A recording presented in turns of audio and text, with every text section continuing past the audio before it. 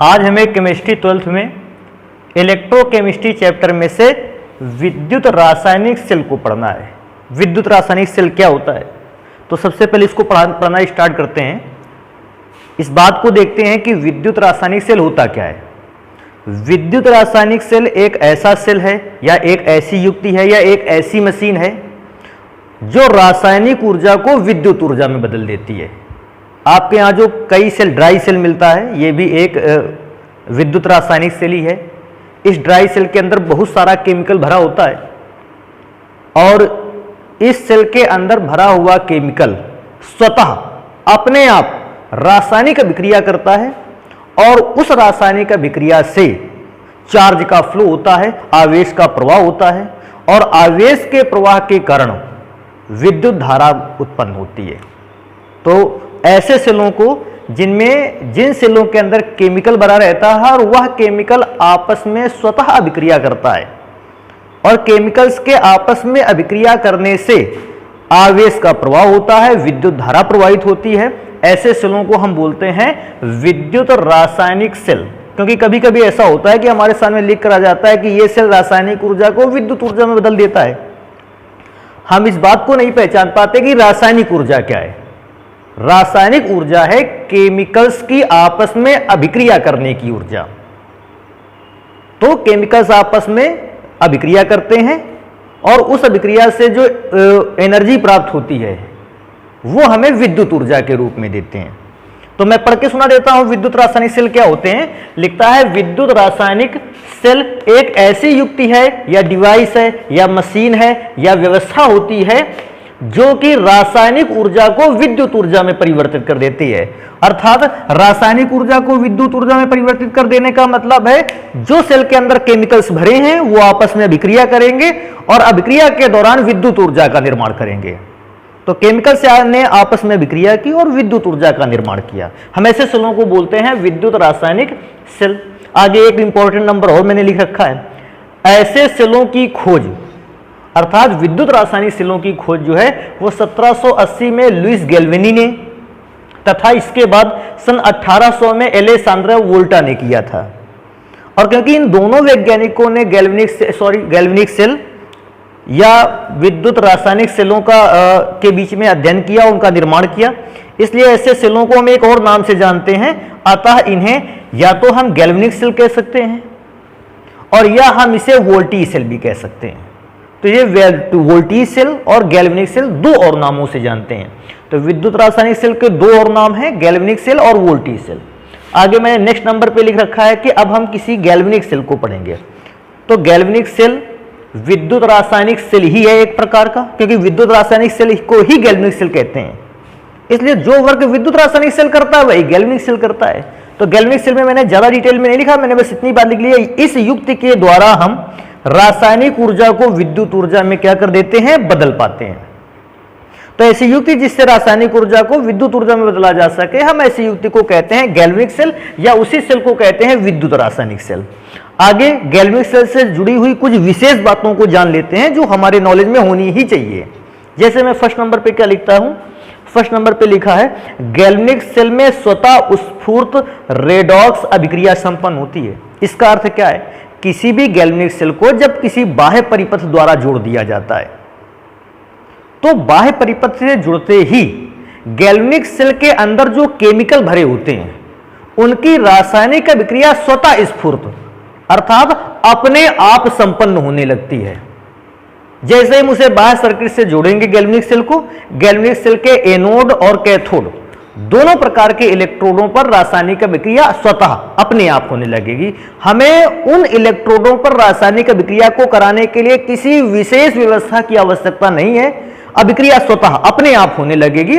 इसलिए मैंने उस नंबर को लिखा है गैल्वेनिक सेल में स्वतः उत्स्फूर्त रेडॉक्स अभिक्रिया संपन्न होती है। और कोई पूछता है कि ये रिएक्शन कौन सी है, क्योंकि केमिकल रिएक्शन तो कई प्रकार की हो सकती है, तो उसको ध्यान रखेंगे। सेलों पर होने वाली रासायनिक अभिक्रिया को हम कौन सी अभिक्रिया बोलते हैं, रेडॉक्स अभिक्रिया। रेडॉक्स अभिक्रिया का अर्थ है ऑक्सीकरण अभिक्रिया और अपचयन अभिक्रिया का एक साथ होना, क्या कहलाता है, रेडॉक्स अभिक्रिया। तो ये पहला नंबर हो गया।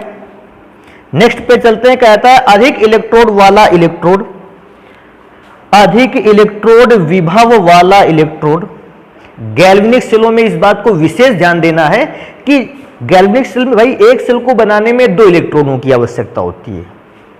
तो जब कोई गैल्वेनिक सेल बनाया जाएगा उसमें जिस इलेक्ट्रोड का विभव उच्च होगा, अधिक होगा, वह इलेक्ट्रोड काहे का कार्य करेगा? कैथोड का। और साथ में ही यह भी ध्यान देने वाली बात है उस पर पॉजिटिव चार्ज आएगा। और कोई पूछेगा इस पर अभिक्रिया कौन सी संपन्न होती है, हम बताएंगे इस पर अभिक्रिया संपन्न होती है अपचयन। एक ये बात ध्यान देने वाली है। नेक्स्ट नंबर पे मैंने लिखा है कम इलेक्ट्रोड विभव वाला इलेक्ट्रोड। अगर किसी एक इलेक्ट्रोड का विभव उच्च है तो सेल में पक्का है दूसरे इलेक्ट्रोड का विभव कुछ कम भी होगा, क्योंकि अगर दोनों सेल के दोनों इलेक्ट्रॉनों का विभव सेम हो जाएगा तो फिर बेटा विभवांतर उत्पन्न ना होने के कारण, विभव में अंतर ना पाए जाने के कारण धारा का प्रवाह संभव नहीं है। इसलिए ये निश्चित है कि किसी एक इलेक्ट्रोड का विभव उच्च रहना है, किसी दूसरे इलेक्ट्रोड का विभव निम्न रहना है। तो कहता है जिस इलेक्ट्रोड का विभव कम होगा हम उसे गैल्वेनिक सेल का एनोड मानेंगे, यह निगेटिव चार्ज टर्मिनल होगा और साथ में इस पर अभिक्रिया कौन सी संपन्न होगी? ऑक्सीकरण अभिक्रिया संपन्न होगी। लास्ट नंबर बेटा मेरे पास एक और इंफॉर्मेशन है, लिखा है जिसमें से कि गैल्वेनिक सेल में बाह्य परिपथ में इलेक्ट्रॉन का जो प्रवाह होता है, बाह्य परिपथ में जो इलेक्ट्रॉन का प्रवाह होता है वो एनोड से कैथोड की ओर होता है, लेकिन जबकि आंतरिक परिपथ में इलेक्ट्रॉनों का जो प्रवाह होता है वो कैथोड से एनोड की ओर होता है। अर्थात इसको ऐसे भी सोच सकते हैं गैल्वेनिक सेल में जो बाह्य परिपथ में इलेक्ट्रॉन का प्रवाह है वो निगेटिव प्लेट से पॉजिटिव प्लेट की ओर है, जबकि आंतरिक परिपथ में पॉजिटिव प्लेट से निगेटिव प्लेट की ओर है। तो ये गैल्वेनिक सेल से जुड़ी कुछ विशेष बातें थी। अब बेटा गैल्वेनिक सेल अपने यहां बहुत सारे हैं, क्योंकि अपने यहां बहुत सारे ऐसे सेल हैं जो रासायनिक ऊर्जा को विद्युत ऊर्जा में बदल सकते हैं। इसलिए हम ऐसा भी बोल सकते हैं कि हमारे यहां बहुत सारे गैल्वेनिक सेल हैं। उनमें से एक विशेष प्रकार के सेल को पढ़ेंगे जिस सेल का नाम है डैनियल सेल। अब डैनियल सेल क्या है? डैनियल सेल भी एक प्रकार का गैल्वेनिक सेल ही है, क्योंकि डैनियल सेल अपने कोर्स में है, काफी ज्यादा फेमस सेलों में से है, इसलिए उस सेल को डिटेल में पढ़ेंगे। अब आप ये तो जानते ही हो प्रत्येक सेल 2 विशेष प्रकार के टर्मिनल से मिलकर बना होता है, पहला पॉजिटिव और दूसरा नेगेटिव। इसलिए मैंने डैनियल सेल को बनाने के लिए 2 पात्र लिए हैं, पहली रॉड और दूसरी रॉड, जिनमें से एक रॉड पॉजिटिव टर्मिनल का काम करेगी और दूसरी रॉड नेगेटिव टर्मिनल का काम करेगी। तो इस सेल को देखो बनाकर कैसे तैयार करना या इंफॉर्मेशन कैसे इकट्ठा करनी है इस सेल के लिए, उसको पढ़ना स्टार्ट करते हैं। तो बेटा मेरे पास जो सबसे पहले लेफ्ट साइड पे जो रॉड है, बेटा ये रॉड जो लेफ्ट साइड पे है ये जिंक की होनी चाहिए, और क्योंकि जिंक की रॉड है सॉलिड स्टेट में इसलिए मैंने इसको लिखा है S। जिंक धातु की छड़, और इस जिंक धातु की छड़ को एक विलयन में डुबा दिया गया है। यह विलयन है बेटा ZnSO4 का, और ZnSO4 क्योंकि एक पाउडर होता है उसे जल में घोलकर हम मिलाएंगे, जल में घोलकर भरेंगे। जैसे ही जल में घोलकर भरेंगे विलयन में उपस्थित जो जिंक होगा वो पॉजिटिव चार्ज हो जाएगा। क्यों? ZnSO4 को जैसे ही जल में घोलोगे ZnSO4 आयनों में टूटेगा, और आयनों में टूटेगा तो होगा क्या? Zn पर पॉजिटिव चार्ज आ जाएगा और सल्फेट आयन पर आएगा निगेटिव चार्ज, लेकिन मैंने अभी उसको नहीं दिखाया है। एक विशेष बात यहां सोच लेने वाली है कि अगर प्लेट वाले जिंक की बात होगी तो हम ZnS से लिखेंगे उसको, क्योंकि सॉलिड स्टेट में है। लेकिन अगर विलयन वाले जिंक की बात होगी तो विलयन में उपस्थित जिंक को Zn डबल प्लस चार्ज से लिखते हैं। यह बात विशेष ध्यान रखने वाली है। दोनों प्रकार के जिंक अलग हैं। Zn डबल प्लस चार्ज है सॉल्यूशन में उपस्थित जिंक, और जबकि ZnS जो है वो प्लेट पर उपस्थित जिंक है, सॉलिड स्टेट में प्लेट पर उपस्थित जिंक है। अब मैं अपोजिट साइड पे चलता हूं, सेल के राइट साइड पे एक और प्लेट मैंने बना रखी है। ये प्लेट है बेटा कॉपर की, और क्योंकि प्लेट है सॉलिड अवस्था में होगी इसलिए S से लिख दिया गया। अभी एक और चीज देखते हैं कि ये जो घोल भरा हुआ ये किसका है? तो बेटा ये एक पदार्थ है कॉपर सल्फेट, जिसको नीला थोथा भी कहते हैं। इसका एक और नाम है तूतिया इसको बोलते हैं। अब कॉपर सल्फेट के पाउडर को जल में घोला हो तब भरा इसमें, इसलिए इस पे एक तो कॉपर के आयन होंगे और साथ में सल्फेट के आयन भी होंगे, लेकिन मैंने सल्फेट के आयन को बनाना उचित समझा नहीं क्योंकि उसकी जरूरत भी अभी नहीं है। तो इस प्रकार से मैंने सॉल्यूशंस को अलग अलग बनाया है। अब होता क्या है कि जिंक धातु की क्षण को जैसे ही जिंक के सल्फेट सॉल्यूशन में डुबाते हैं, जिंक धातु की क्षण में जो जिंक के पार्टिकल होते हैं वे जिंक की सतह पर दाब लगाते हुए, जिंक के जो पार्टिकल प्लेट पर थे वो जिंक की सतह पर दाब लगाते हुए कहां पर आ जाते हैं, घोल पर। तो मैंने देखो ये एरो का साइन बनाया है, जिंक का जो पार्टिकल है वो जिंक की प्लेट से निकलकर कहां पर आ गया, घोल पर आ गया। अब ध्यान देने वाली बात है, जिंक का पार्टिकल जब प्लेट से निकलकर घोल पर आया है, पहले कौन से फॉर्म में था, ZnS के फॉर्म में था, ZnS के फॉर्म में था। जैसे ही ये घोल में आया, ये हो गया Zn++ के फॉर्म में। इसका मतलब पहले जिंक ने किसी भी प्रकार के इलेक्ट्रॉन को ना तो त्यागा था और ना ही ग्रहण किया था, परंतु अब जिंक ने अपने पास से 2 इलेक्ट्रॉन क्या कर दिए हैं, त्याग दिए हैं। इसको कैसे लिख सकते हैं, या तो आप +2 इलेक्ट्रॉन यहां लिख सकते हैं कि जिंक ने अपने 2 इलेक्ट्रॉनों को त्याग कर बगल में रख दिया, या तो आप ऐसे कह सकते हैं कि जिंक ने अपने अंदर से 2 इलेक्ट्रॉनों को निकाल दिया। तो जिंक ने अब जब अपने अंदर से 2 इलेक्ट्रॉनों को निकाला तो Zn++ तो सॉल्यूशन पर आ गया, लेकिन वो 2 इलेक्ट्रॉन जो निकाले वो 2 इलेक्ट्रॉन रह गए प्लेट पर। प्लेट को 2 इलेक्ट्रॉन छोड़े और जिंक स्वयं आयन के फॉर्म में सॉल्यूशन पर चला गया। इससे हुआ क्या, सॉल्यूशन पर Zn++ आयन की सांद्रता बढ़ गई। अभी क्या हुआ, अभी ऐसा मान लेते थोड़ी देर के लिए कि 40 Zn+ थे और 40 SO4- थे, लेकिन क्योंकि अब प्लेट से भी जिंक निकलकर सॉल्यूशन पे जा रहा है तो SO4 तो 40 ही रहने वाले हैं, लेकिन Zn++ आयनों की संख्या लगातार क्या होती रहेगी, बढ़ती रहेगी। और क्योंकि सॉल्यूशन में Zn++ चार्ज की सांद्रता बढ़ेगी, अर्थात सॉल्यूशन पर कैसा चार्ज आने लगेगा, पॉजिटिव। और क्योंकि Zn ने अपने 2 इलेक्ट्रॉन प्लेट पर छोड़े थे, प्लेट पर कैसा चार्ज आने लगेगा, निगेटिव। इस बात को विशेष ध्यान रखना है। और नेगेटिव चार्ज क्यों आएगा, बिकॉज उस पर इलेक्ट्रॉन है, इलेक्ट्रॉन पर नेगेटिव चार्ज आता है। इस बात को विशेष ध्यान रखना होगा बाद तक भी, लास्ट तक, कि प्लेट पर नेगेटिव चार्ज आया है और सॉल्यूशन पर कैसा चार्ज बढ़ गया है, पॉजिटिव चार्ज बढ़ गया है। अपोजिट चार्ज क्रिएट होता है और ऐसी रासायनिक अभिक्रिया संपन्न होती है। क्योंकि इस रासायनिक अभिक्रिया में जिंक ने इलेक्ट्रॉन्स का त्याग किया है। जिंक का इलेक्ट्रॉन त्यागे जाने के कारण हम ऐसी अभिक्रिया को नाम देते हैं, कहते हैं यह अभिक्रिया है ऑक्सीकरण।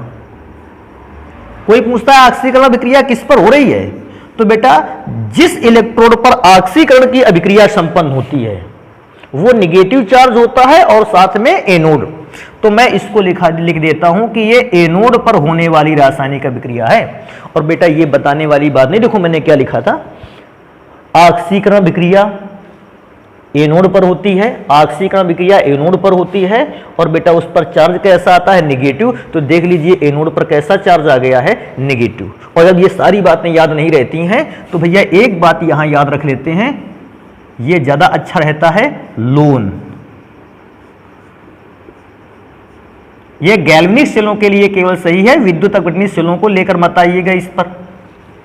लोन का एल का अर्थ है लेफ्ट साइड में, ओ का अर्थ है ऑक्सीडेशन, तो लेफ्ट साइड में जो इलेक्ट्रोड है उसका क्या हो रहा है, ऑक्सीडेशन अर्थात ऑक्सीकरण। ए का अर्थ है वो एनोड का काम करेगा, एन का मतलब है वो निगेटिव चार्ज रखेगा। अपोजिट साइड पे रखा इलेक्ट्रोड जो है वो अपोजिट नेचर दिखाएगा। और उस पर भी ध्यान देते हैं क्या होगा, इस पर बेटा रिएक्शन का जो तरीका है वो थोड़ा सा अलग है, डिफरेंट है।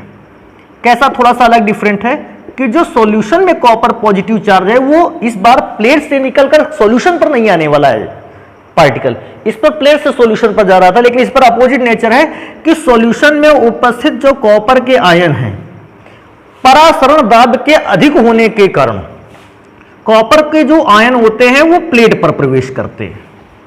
अब ध्यान देने वाली बात है, प्लेट कॉपर धातु की है, इस पर बहुत सारे मुक्त इलेक्ट्रॉन होंगे और वो मुक्त इलेक्ट्रॉन कैसे व्यवहार करेंगे उसको समझना है कि प्लेट पर चार्ज कैसे आएगा या मुक्त इलेक्ट्रॉन कैसे व्यवहार करेंगे। ध्यान देने वाली बात है, सबसे पहले कॉपर डबल+ चार्ज था तो मैंने लिखा Cu++ था, क्योंकि Cu++ था इसलिए मैं समझ गया ये सॉल्यूशन पर जा रहा है। अब ये Cu++ जैसे ही प्लेट की ओर गया, Cu++ पर बेटा ध्यान से देखो, डबल प्लस का अर्थ है इस पर 2 इलेक्ट्रॉनों की क्या है, कमी। तो Cu++ वो प्लेट के पास पहुंच तो गया, लेकिन इसने प्लेट से डिमांड की कि भैया Cu++ है, हमारे पास 2 इकाई धनावेश है, हमारे पास 2 इलेक्ट्रॉनों की कमी है। तो प्लेट एक काम करे कि Cu++ को 2 इलेक्ट्रॉन दे दे ताकि इसकी जो इलेक्ट्रॉन की कमी है वो समाप्त हो जाए। तो प्लेट क्या करेगा, प्लेट अपने अंदर कई सारे मुक्त इलेक्ट्रॉन रखती है, प्लेट वो मुक्त इलेक्ट्रॉन निकाल के Cu++ को दे देगा। तो एक Cu++ को कम से कम 2 मुक्त इलेक्ट्रॉन चाहिए, और जैसे ही Cu++ को 2 मुक्त इलेक्ट्रॉन मिलेंगे, ये पॉजिटिव चार्ज की जो अमाउंट होगी वो 2 मुक्त इलेक्ट्रॉनों के आ जाने से ही इसकी कमी पूरी हो जाएगी, और कमी पूरी हो जाने पर बेटा ये बन जाएगा Cu, और Cu बनते ही बेटा ये सॉलिड स्टेट पर चिपक जाएगा प्लेट की सतह पर, इसलिए मैं S लिख देता हूं कि जैसे ही उसके इलेक्ट्रॉनों की कमी को पूरा करेगी प्लेट, ये खुद प्लेट पर चिपक जाएगा। इस प्रकार से कॉपर ने क्या किया, 2 इलेक्ट्रॉनों को लेते हुए रासायनिक अभिक्रिया को संपन्न किया। अब इस बात को सोचने वाली बात है, देखो कैसे, कॉपर जो पॉजिटिव आयन था वो तो प्लेट पर चला गया। इसका अर्थ मैं क्या सोचता हूं, अगर पॉजिटिव चार्ज प्लेट पर जा रहा है तो पॉजिटिव चार्ज के प्लेट पर जाने से सॉल्यूशन पर कैसा चार्ज बचेगा, नेगेटिव। भाई क्या है, मैं इस पर भी मानता हूं कॉपर के 40 पॉजिटिव चार्ज हैं, कॉपर के और सल्फेट के 40 नेगेटिव चार्ज हैं, जिनमें से कॉपर के जो 40 पॉजिटिव पार्टिकल हैं वो तो प्लेट पर चिपक गए। तो यहां पर बचे कौन सा आयन, सल्फेट आयन, अर्थात सल्फेट आयन का मतलब है सॉल्यूशन पे नेगेटिव चार्ज बचा।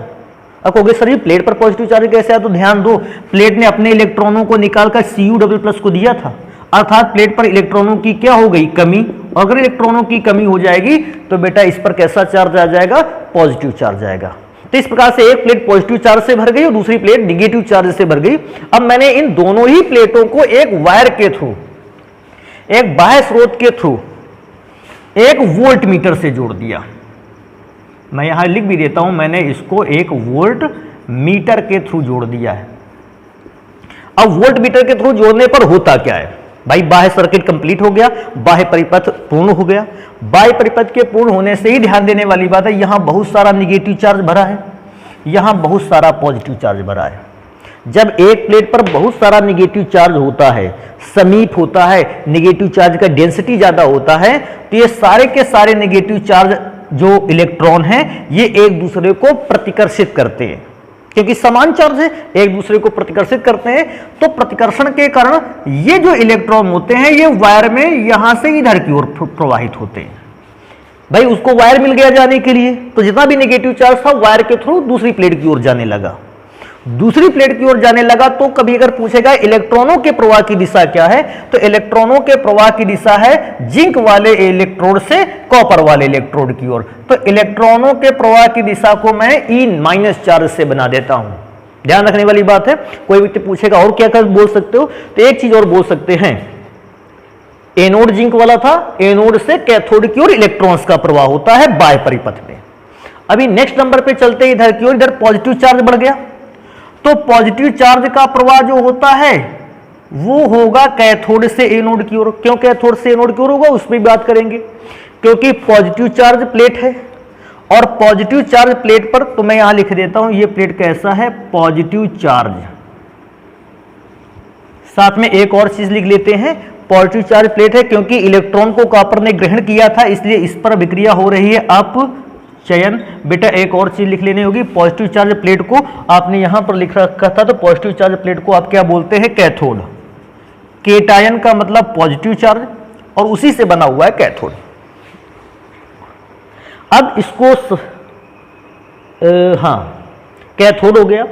अब इस पर क्योंकि पॉजिटिव चार्ज ज्यादा मात्रा में था तो पॉजिटिव चार्ज एक दूसरे को प्रतिकर्षित करेंगे और प्रतिकर्षण के कारण ये वायर के थ्रू इधर की ओर आएगा। और आपने एक विशेष बात पढ़ी होगी कि धन आवेश के प्रवाह की दिशा को ही धारा की दिशा मानते हैं। तो क्योंकि धनावेश के प्रवाह की दिशा है, ये किसकी दिशा हो गई, धारा की दिशा। और धारा की दिशा कोई पूछता है तो हम बताते हैं कि कैथोड से कहां की ओर होती है, एनोड की ओर। लेकिन विशेष ध्यान रखने वाली बात है, ये केवल गैल्वेनिक सेलों के लिए सत्य है। विद्युत अपघटनीय सेलों के लिए ये घटना सत्य नहीं है, इसलिए आप इसको गैल्वेनिक सेल के ही अंदर रखें।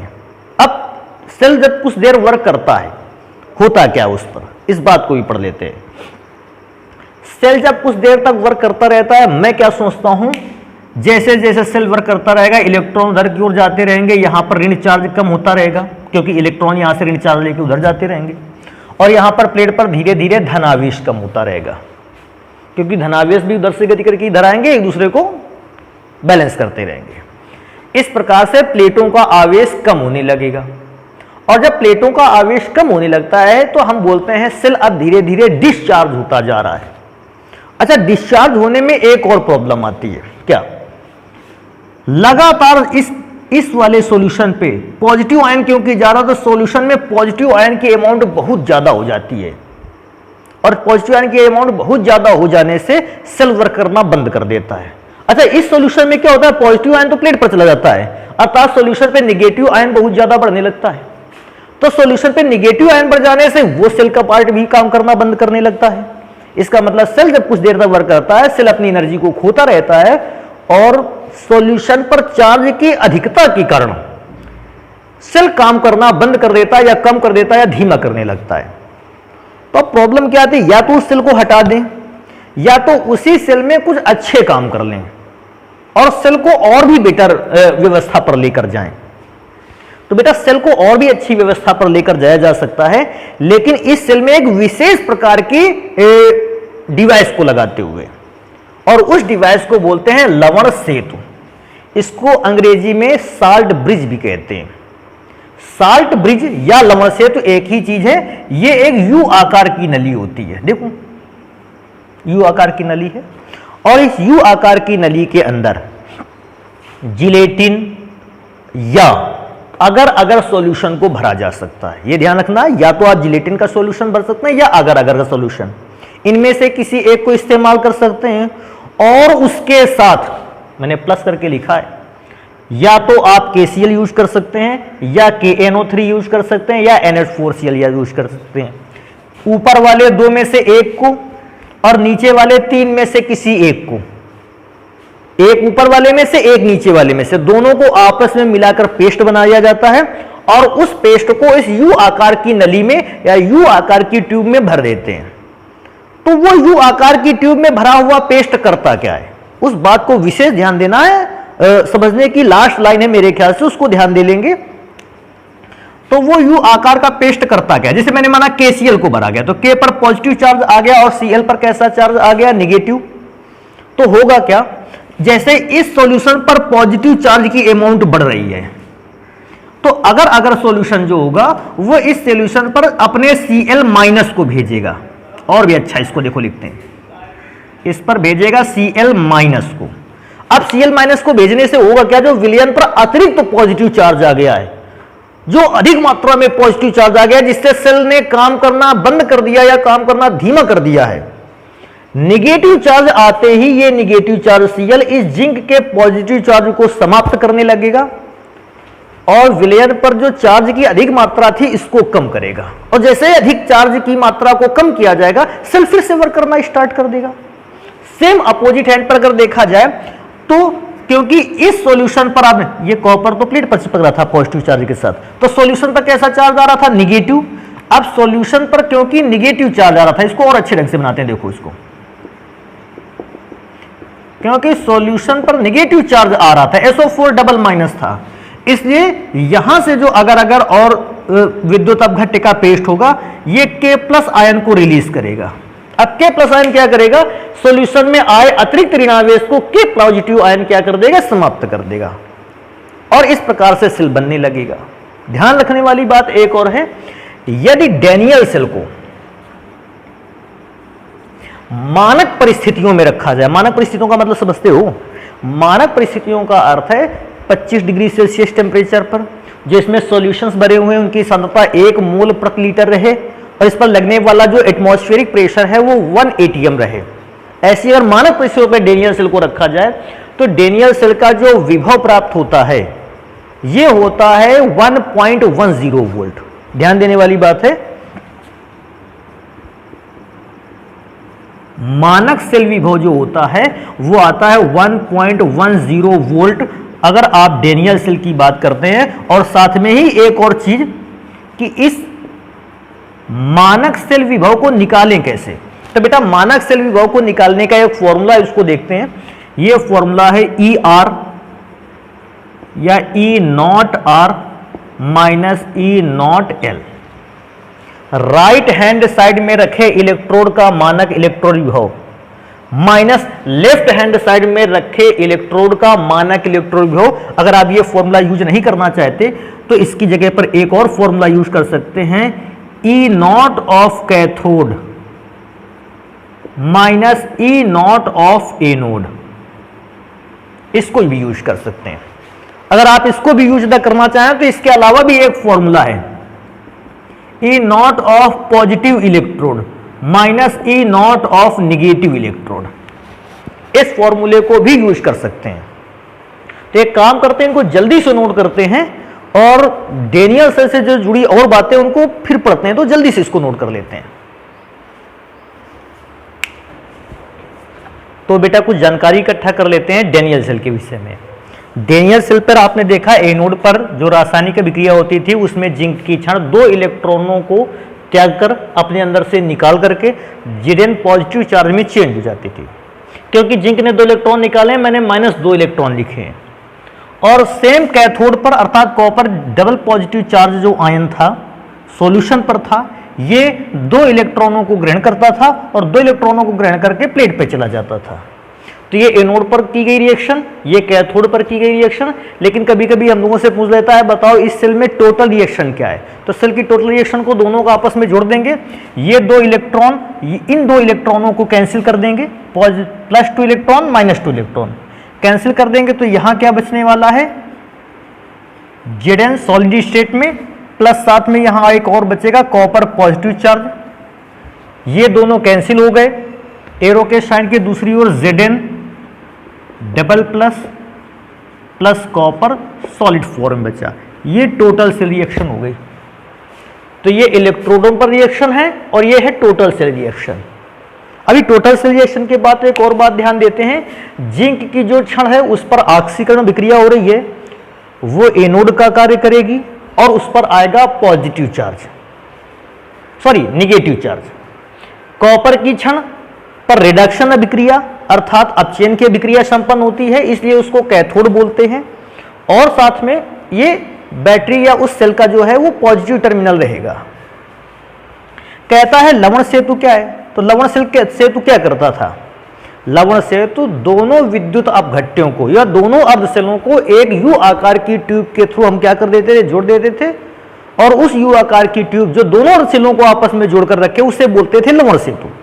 तो मैंने लिखा है 2 अर्धसेलों को आपस में जोड़ने के लिए यू आकार की नली का प्रयोग करते हैं, जिसे हम क्या कहते हैं, लवण सेतु कहते हैं। तो ये लवण सेतु हो गया। और इसके बाद क्या करते हैं, लवण सेतु को कुछ विशेष कार्य भी पढ़ लेते हैं। आखिर लवण सेतु को यूज करने का प्रबंध हमने क्यों बनाया। पहला, लवण सेतु 2 अर्धसेलों को जोड़कर परिपथ को पूरा करता है, इंटरनल सर्किट को कंप्लीट करता है, दोनों अर्धसेलों को आपस में जोड़ते हुए, पहली चीज।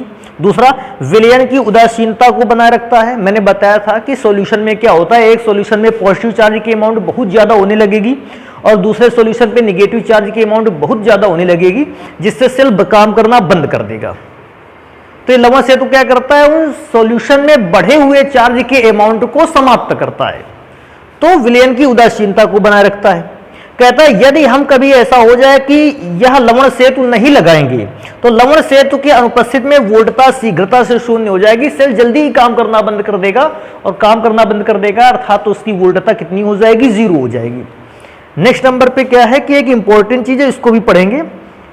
नोट पे लिखा है लवण सेतु में क्या बात लिखी गई है कि लवण सेतु में जो सॉल्यूशन भरा जाना चाहिए आखिर वो सॉल्यूशन कैसा होना चाहिए, तो उसके लिए एक विशेष नंबर है, नोट पर लिखा हुआ है, लवण सेतु में भरे विलयन के आयनों की गति तथा उन पर उपस्थित आवेश समान होना चाहिए। उन पर उपस्थित आवेश समान होना चाहिए का अर्थ है अगर धनायन एक पॉजिटिव चार्ज रखता है तो ऋणायन भी एक निगेटिव चार्ज रखता हो। ऐसा नहीं कि धनायन 2 पॉजिटिव चार्ज रख लेता है और ऋण आयन 1 निगेटिव चार्ज रखता है, ऐसा नहीं होना चाहिए। दोनों पर चार्ज की अमाउंट सेम होनी चाहिए। और दूसरी सबसे बड़ी बात, आयनों का आकार लगभग समान होना चाहिए। पॉजिटिव और निगेटिव आयन का आकार समान होने से क्या होता है कि आयनों की गति भी आपस में कैसी रहती है, बराबर। अगर आयनों का साइज डिफरेंट हो गया या साइज में अंतर ज्यादा का आ गया तो छोटा आयन तीव्रता से गति कर पाता है, जबकि बड़े आकार के आयन की गति कैसी हो जाती है, धीमी। तो क्योंकि दोनों अगर आयन सेम साइज के लगभग रहेंगे तो दोनों ही आयनों की गति आपस में कैसी रहने वाली है, बराबर रहने वाली है। तो इस 2 विशेष बातों का ध्यान रखें कि आयनों की गति सेम हो। आयनों की गति का मतलब जितना तेज पॉजिटिव चार्ज आयन गति कर सकता हो, निगेटिव चार्ज आयन भी उतनी तेज गति कर सकता हो। दूसरा, दोनों में चार्ज की अमाउंट सेम हो। पॉजिटिव चार्ज पर आया आवेश और निगेटिव आयन पर आया हुआ आवेश जो है वो आपस में बराबर ही होना चाहिए। तो ये एक विशेष लवण सेतु के लिए आपको ध्यान रखना है नंबर की कैसा होना चाहिए। अब डेनियल सेल पर एक विशेष कंडीशन जिसकी डिमांड काफी ज्यादा बनी रहती है उसको पढ़ते हैं। क्या है डिमांड? कहता है अगर हमारे पास कोई डेनियल सेल है और हम उस डेनियल के साथ एक बाह्य विभव सेल जोड़ दें और उस डेनियल सेल में से हम एक बाहर से लाया गया सेल जोड़ दें। एक डेनियल सेल हमने बनाया, उसमें से एक अलग से सेल जोड़ दिया और उस सेल को कैसे जोड़ा? विपरीत क्रम में लगाया जाए, अपोजिट डायरेक्शन में लगा दिया सेल को। तो अपोजिट डायरेक्शन में सेल को लगाने से होगा क्या? ये एक दोनों के विपरीत कार्य करने लगेंगे। जो डेनियल सेल कार्य कर रहा होगा और जो बाह्य सेल कार्य कर रहा होगा, ये दोनों के विपरीत कार्य करेंगे। तो जब ये दोनों एक दूसरे के विपरीत कार्य करना स्टार्ट कर देते हैं तो कौन कौन सी कंडीशंस आ सकती हैं सेल में? तो मैंने 3 कंडीशंस लिखी हैं कि यदि डेनियल सेल को किसी बाह्य सेल द्वारा विपरीत क्रम में आप जोड़ देते हैं तो डेनियल सेल के व्यवहार कैसे बदल सकते हैं। पहला, यदि जो बाह्य सेल आपने लगाया है उसका विभव कम है और डेनियल सेल का विभव ज्यादा है। अब ध्यान देने वाली बात है, इसको कहते हैं लेस देन, और या फिर इसको आसानी से समझ सकते हो, जिधर की ओर 2 लड्डू हैं वो बड़ा राशि है और जिधर की ओर 1 लड्डू है वो छोटी राशि है। तो यदि बाह्य सेल का विभव कम है और डेनियल सेल का विभव ज्यादा है, तो बाह्य सेल का विभव कम है, डेनियल सेल का विभव ज्यादा है, कंडीशन क्या है? इलेक्ट्रॉन का जो प्रवाह है वो एनोड से कैथोड की ओर होता रहेगा, पहले भी हो रहा था, अभी भी हो रहा है। धारा का प्रवाह जो है वो कैथोड से एनोड की ओर होता रहेगा, ये पहले भी चल रहा था, अभी भी होता रहेगा। एक और चीज, सेल का जो व्यवहार होगा वो गैल्वेनिक सेल की तरह ही रहेगा, अर्थात सेल अभी भी रासायनिक ऊर्जा को विद्युत ऊर्जा में बदलता रहेगा। ठीक। सेकेंड कंडीशन क्या है? अगर बाह्य सेल का जो विभव है वो डेनियल सेल के बराबर हो जाए। तो जब बाह्य सेल का विभव डेनियल सेल के बराबर हो जाता है, ऐसी कंडीशंस में कुछ विशेष बातों को ध्यान देते हैं। इलेक्ट्रॉन का प्रवाह नहीं होता है। इलेक्ट्रॉन का प्रवाह क्यों नहीं होता? दोनों सेल की एनर्जी इस समय बराबर है। अगर दोनों सेल की एनर्जी बराबर है तो वो पहला सेल जितना काम कर रहा है दूसरा वाला उसको नष्ट भी कर दे रहा है। क्यों? क्योंकि दोनों की एनर्जी सेम है। इसलिए धारा का प्रवाह किसी भी डायरेक्शन में संभव नहीं है और इलेक्ट्रॉन का प्रवाह भी संभव नहीं है किसी भी डायरेक्शन में, धारा का प्रवाह भी संभव नहीं है किसी दिशा में। जब चार्ज का फ्लो और करंट का फ्लो नहीं हो पा रहा है, इसका मतलब है सेल किसी भी प्रकार की रासायनिक अभिक्रिया को पूरा नहीं करा रहा है। तो मैंने लिख रखा है कि कोई रासायनिक अभिक्रिया संभव नहीं है उस समय सेल के अंदर। तो ये विशेष कंडीशन है जब बाह्य सेल का विभव डेनियल सेल के विभव के बराबर आ जाता है या 1.10 वोल्ट के बराबर आ जाता है, जो कि डेनियल सेल का विभव है। ऐसी कंडीशन पे डेनियल सेल किसी भी प्रकार की रासायनिक अभिक्रिया को संपन्न नहीं करा सकता है और सेल इसका मतलब कोई कार्य नहीं कर रहा है। नेक्स्ट नंबर, थर्ड नंबर है, कहता है यदि बाह्य सेल की एनर्जी ज्यादा हो या बाह्य सेल का जो वोल्टेज है वो डेनियल सेल से ज्यादा हो, तो बाह्य सेल ज्यादा पावरफुल है, डेनियल सेल इस बार कम पावरफुल है। कंडीशन ध्यान रखिएगा। इलेक्ट्रॉन का जो प्रवाह होता है वो कैथोड से एनोड की ओर हो जाता है, डायरेक्शन चेंज हो गई। क्यों? बाह्य सेल पावरफुल है, डेनियल सेल कम पावरफुल है। तो डेनियल सेल कम पावरफुल होने की वजह से डेनियल सेल वर्क नहीं कर पा रहा उतना जितना कि बाह्य सेल वर्क कर रहा है। और बाह्य सेल क्योंकि अपोजिट डायरेक्शन में लगा हुआ है, विपरीत क्रम में लगा हुआ है, बाह्य सेल ने अब धारा के प्रवाह को कैथोड से किसकी ओर कर दिया है? एनोड की ओर कर दिया है। इलेक्ट्रॉनों के प्रवाह को कैथोड से एनोड की ओर कर दिया, जबकि धारा का प्रवाह भी अपने क्रम में अब बदल गया है। अब धारा का प्रवाह एनोड से कहां की ओर होने लगा है, कैथोड की ओर होने लगा है। लेकिन जैसे ही इलेक्ट्रॉन के प्रवाह की डायरेक्शन बदलकर कैथोड से एनोड हो गई और धारा के प्रवाह की दिशा बदलकर एनोड से कैथोड हो गई, बेटा अब हम इस प्रकार के सेल को, या उस समय जो हमको डेनियल सेल दिखाई दे रहा होगा, हम कहेंगे ये गैल्वेनिक सेल नहीं है। अब सेल का जो व्यवहार है वो विद्युत अपघटनी सेल की तरह हो गया है। विद्युत अपघटनी सेल जानते हो ना, अब ये डेनियल सेल विद्युत ऊर्जा ले रहा होगा और रासायनिक अभिक्रिया को कंप्लीट कर रहा होगा। अभी तक क्या करता था, रासायनिक अभिक्रिया को विद्युत ऊर्जा में चेंज करते था। अब विद्युत ऊर्जा से रासायनिक अभिक्रिया को कंप्लीट करा रहा होगा जब बाह्य सेल का विभव ज्यादा हो जाता है और डेनियल सेल का स्वयं का विभव कम हो जाता है। ये वो कंडीशन है, ये 3 विशेष कंडीशन है जिनको ध्यान रखना है। तो आज के क्लास में इतना ही रखेंगे, बाकी नेक्स्ट क्लास में पढ़ाई करेंगे बेटा सेल से और भी रिलेटेड बातें हैं, सेल को रिप्रेजेंट करने के तरीके और कुछ भी और भी आर्टिकल हैं, उनको पढ़ेंगे नेक्स्ट क्लास पे।